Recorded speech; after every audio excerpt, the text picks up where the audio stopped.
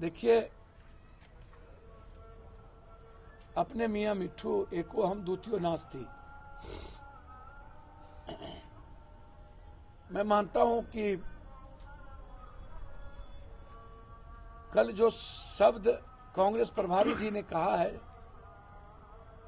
कि एक बड़े नेता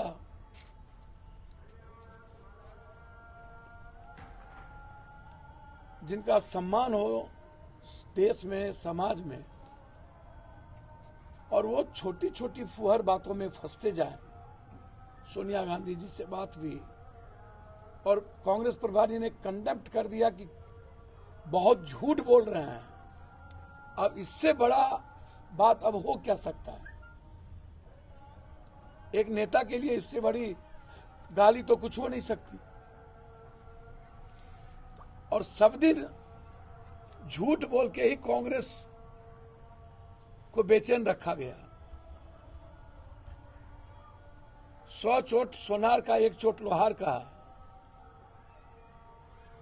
इस बार मजिस्ट्रेट चेकिंग में आरजेडी फंस चुकी है।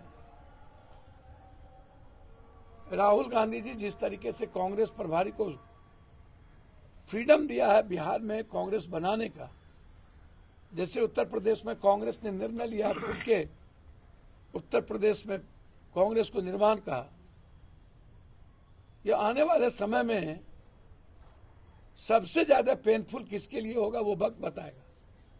और मैं समझता हूं कांग्रेस को जितनी बड़ी चुनौती बीजेपी से नहीं है, उनको सबसे बड़ी चुनौती है तो पुराने कुछ कांग्रेसियों से है जो कांग्रेस को मजबूत होते नहीं देखना चाहती है, और कुछ जो दूसरी पार्टी से कांग्रेस में आए हैं जिनका कल्चर आज भी आरजेडी या अन्य चीज है, वो नहीं चाहते हैं कि कांग्रेस मजबूत हो और इससे पहले प्रभारी पर हावी रहे।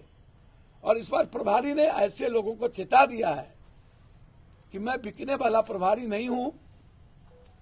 यदि बिकते तो सबसे बड़ी कंपनी अरबों खरबों रुपया देने को तैयार थी कालाहांडी में, उनके खिलाफ लड़ा इन्होंने। तो ना इसको कोई खरीद सकता और ना इसको डरा सकता है। तो एक तो कांग्रेस कमजोर ही हुआ कुछ पुराने कांग्रेसी के चलते और कुछ दूसरे कल्चर के चलते, और दूसरा कमजोर हुआ क्षेत्रीय पार्टी के चलते। तो कांग्रेस बहुत पहले नफरत फैलाने वाले और भारत को खंडित करने वाले पार्टी को खत्म कर देती यदि क्षेत्रीय पार्टी चैलेंज नहीं होती। क्षेत्रीय पार्टी को बीजेपी जिंदा रखती है। इसलिए आप बेफिक्र हैं।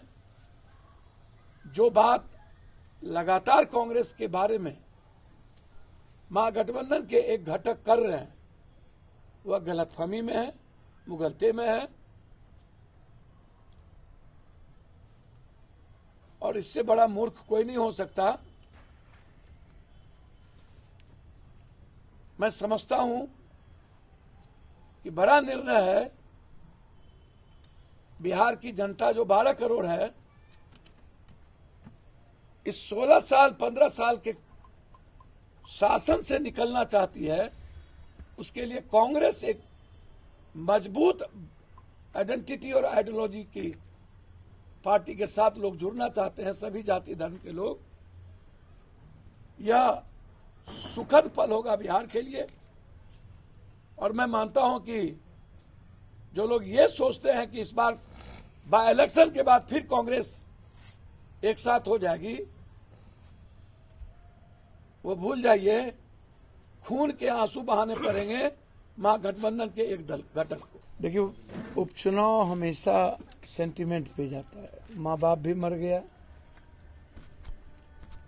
और लगभग देखा गया सत्ता जिसकी होती है उसका प्रयास जुगाड़ टेक्नोलॉजी से लेकर साम दाम दंड भेद सभी तरह की परिस्थितियों को अनुकूल बनाने में वो सक्षम होते हैं। वैसे वर्तमान सरकार के खिलाफ लोगों के भीतर गुस्सा है। खासतौर पर डबल इंजन की जो सरकार है उसकी जो रवैया है रोजगार को लेकर के, किसानों को लेकर के, लगातार जो मजदूरों पर हत्या का दौर कश्मीर से लेके सभी जगह, और जो हालात हैं क्षेत्र के वो बिल्कुल डिफरेंट है। लेकिन बिहार में मैं समझता हूं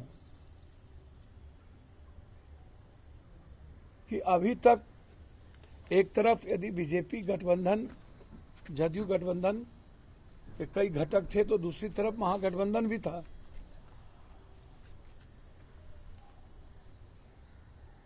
महागठबंधन का जो घटक है वो इम्पैक्ट है एनडीए का, और महागठबंधन लगभग टूट चुकी है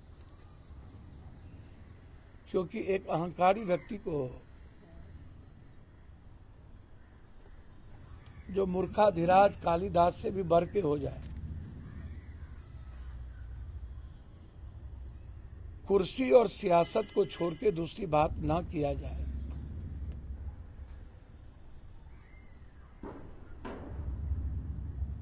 अब मुंगेरी लाल का हसीन सपना दिन में भी सपना देखने लगे मुख्यमंत्री बनने का।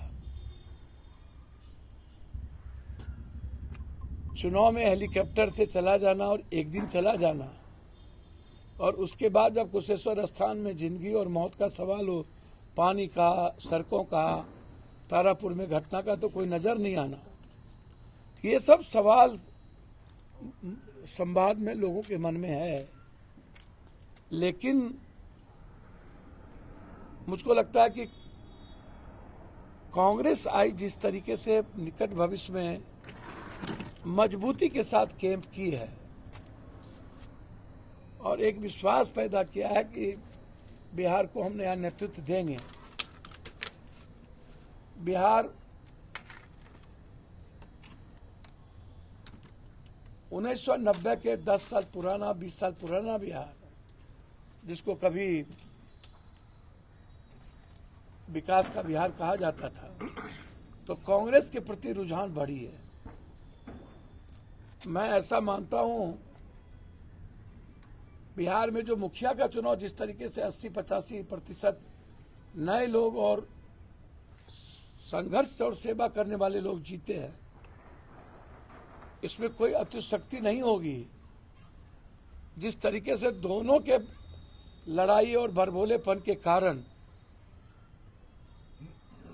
जो समाज पीड़ित है और देश में जिस तरीके से महंगाई, किसानों के सवाल पर और अन्य सवालों पर कांग्रेस लड़ रही है, नफरत जैसी चीजों के खिलाफ, उसमें आम आदमी बिना जाति धर्म के कांग्रेस के प्रति दिलचस्पी बढ़ी है। तो मैं मानता हूं कांग्रेस कहीं जीत भी सकती है और ना जीते तो एक इम्पैक्ट बड़ा डाल सकती है। कौन जीतेगा हारेगा, अभी कौन भीतरघात करेंगे और सरकार अपनी ताकत का एहसास, प्रशासन का एहसास कितना कराएगी। सरकार के प्रति गुस्सा तो है, लेकिन वोट की राजनीति में इमोशंस का भी जगह है। बिहार यूपी की राजनीति में अभी तक जाति धर्म मजहब का गठबंधन देखा गया है और दया करने की जो परंपरा है ये ज्यादा इस इलाके में है। तो इसमें आप कुछ नहीं कह सकते हैं कि कौन जीतेगा कौन हारेगा। कांग्रेस किसी से भी अच्छा करेगी, मैं ऐसा मानता हूं। लाइव बिहार YouTube पर सब्सक्राइब और Facebook पर लाइक जरूर करें।